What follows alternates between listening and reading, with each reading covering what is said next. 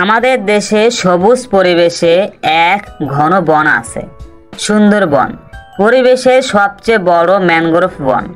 সেখানে অনেক গাছ আছে, পশু পাখি আর ফুল আছে। সুন্দরী গাছের আছে সারি, বলছি সেই বনের গল্প। সারা বনে দাপিয়ে বেড়ায় বাঘ, বিশাল বড় রয়্যাল বেঙ্গল টাইগার নাম। গায়ে বেশ জোর, বিশাল দেহ তার। যাকে তাকে চিবিয়ে খায়। সে বনের অঘোষিত রাজা। বনের সবাই তার অত্যাচারে অতিষ্ঠ। হরিণরা শান্তিতে ঘাস খেতে পারত না। বনে কেউই নিরাপদ ছিল না। বনবাসীরা চিন্তা করলো কি করা যায়। একদিন বনের সবাই সভা করলো। বাঘের উপদ্রব থেকে বাঁচার একটি বুদ্ধি বের করলো। বাঘকে দাওয়াত দিল সেই সভায়। বাঘ এলে তারা সবাই তার নামে জয়ধ্বনি দিল।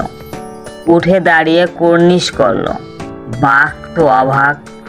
বনের সবাই তাকে রাজা ঘোষণা করলো। বাঘ তো মহা খুশি। সে এখন বনের নির্বাচিত রাজা। কিন্তু সেদিন থেকে বাঘ পড়ল বিপাকে। সে আর এখন যাকে তাকে চিবিয়ে খেতে পারে না। এর কারণ বনের সবাই এখন তার প্রজা। রাজা হয়ে কিভাবে নিজ প্রজাদের ঘাড় মটকাবে। বাঘ পড়ল মহা চিন্তায়।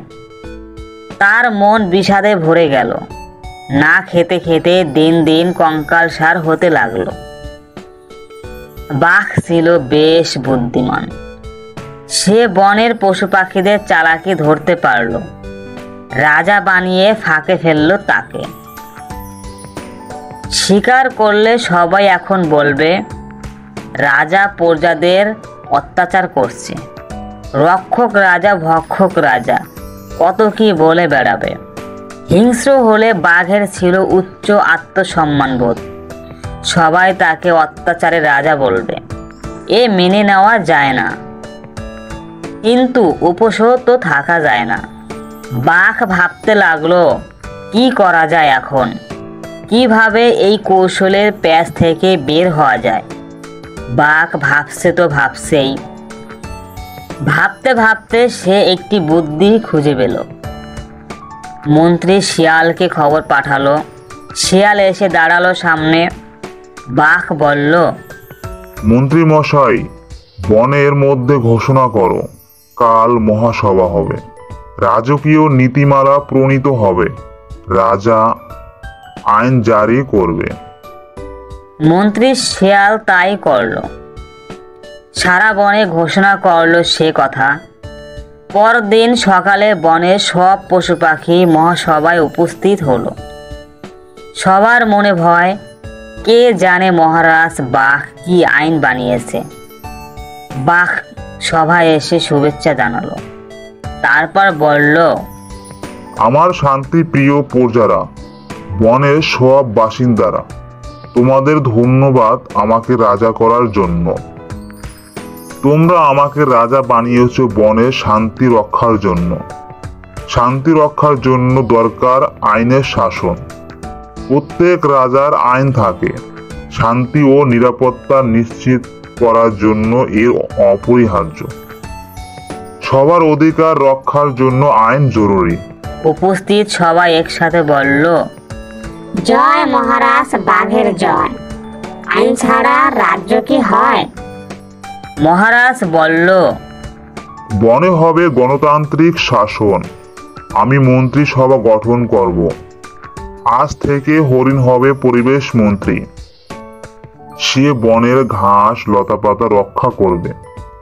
শিয়াল হবে কৃষি মন্ত্রী। সে কৃষি জমির ফসল রক্ষা করবে। সাপ হবে প্রহরী। সে বনে পাহারা দেবে। পাখি হবে বৃক্ষমন্ত্রী। সে সকল গাছের ফুল ফল ও পোকামাকড় রক্ষা করবে। কেউ বনের ঘাস লতাপাতা নষ্ট করবে না। কেউ কাউকে চিবিয়ে খাবে না। কেউ জমির ফসল নষ্ট করবে না। কেউ সকল গাছের ফল ছিঁড়বে না।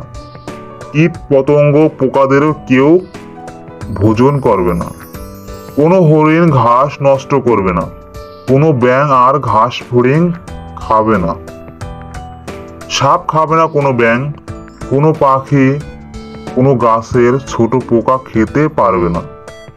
কোনো ইঁদুর অথবা খরগোশ আজ থেকে চুরি করবে না। ফসল নষ্ট করবে না। সবার বাঁচার অধিকার আছে। সবার অধিকার নিশ্চিত করতে বনে শান্তি রক্ষা করতে হবে। যে এই আইন অমান্য করবে সে রাজার কারাগারে বন্দী হবে। এই ঘোষণার পর বনবাসীরা পড়ল বিপদে।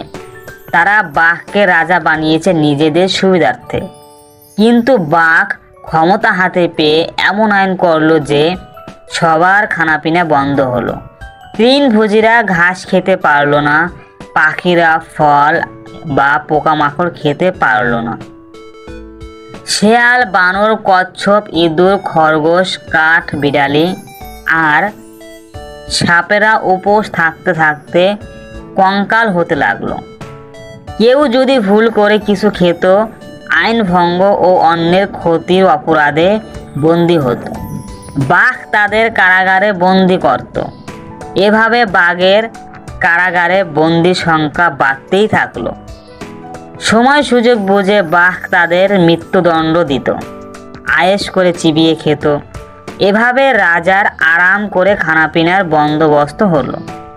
রাজার এক আইনে সবাই কাবু, কারো মনে শান্তি থাকলো না। আইন করে বনের চিরস্থায়ী অশান্তি শুরু হলো। শান্তি প্রতিষ্ঠা আর অধিকার রক্ষার নামে সবাই নিজের অধিকার হারালো। এই হলো অতি চালাক বনবাসীর পরিণতি।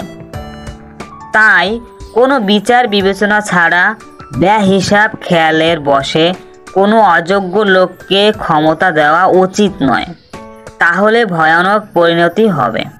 মনে রাখতে হবে, সব শান্তির কথায় শান্তি থাকে না। হ্যালো বন্ধুরা, তোমাদের কাছে এই ভিডিওটি কেমন লেগেছে তা লাইক কমেন্ট করে জানিয়ে দাও। আর হ্যাঁ, পরবর্তী ভিডিও পেতে চ্যানেলটি এখনই সাবস্ক্রাইব করো। ধন্যবাদ।